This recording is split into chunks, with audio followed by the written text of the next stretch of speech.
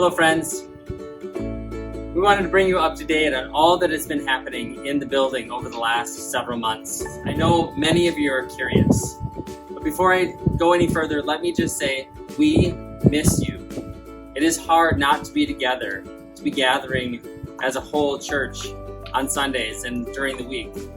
But one of the things that we've learned in this pandemic is that a pandemic is actually a pretty good time to do a building project. We've been able to make significant progress. So today we're gonna take a look inside and give you an update on where things stand. We'll also tell you a little bit about how our fundraising effort is going and when it might be possible that we'll be back in the building. You'll notice as we come into the front entrance that the main doors are now accessible for all. All the steps have been removed, and everyone can enter the main doors. The elevator that has been built at the front of the building is nice and roomy and now gives you access to every level of the church.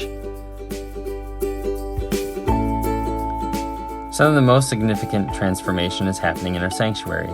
The ceiling and beams have been painted, the wall where a stained glass cross will draw us into worship, and the space where the baptismal font will ground us in God's everlasting promises are all taking shape. Part of the sanctuary renovation will also include upgrades to our live streaming system so that we are enhancing worship both for those in person and online. When we are able to meet again, you'll notice that the gathering spaces are open and light.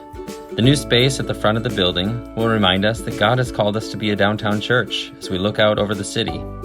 The lounge is wide open and flooded with light, and the new library and loft are going to give us more options for groups to meet and for people to connect with one another. Now obviously we've got a ways to go, but it's coming along, and it's exciting to think of all the ways we can extend hospitality to guests and to one another in these spaces.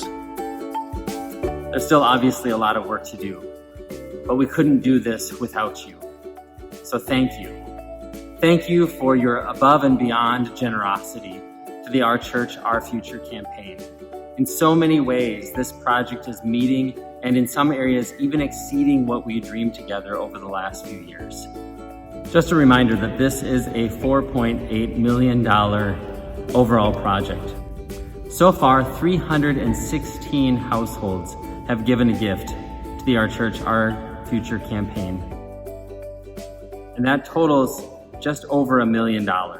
In total, $2.5 million have been pledged to this campaign over the next 3 years. Each and every gift matters.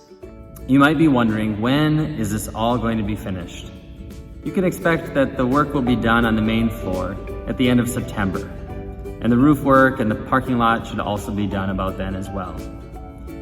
Work on the remaining HVAC system in the lower 2 levels of the building is going to take a little time. That is scheduled to be done around Thanksgiving. Until then, we remind you that the building is largely closed.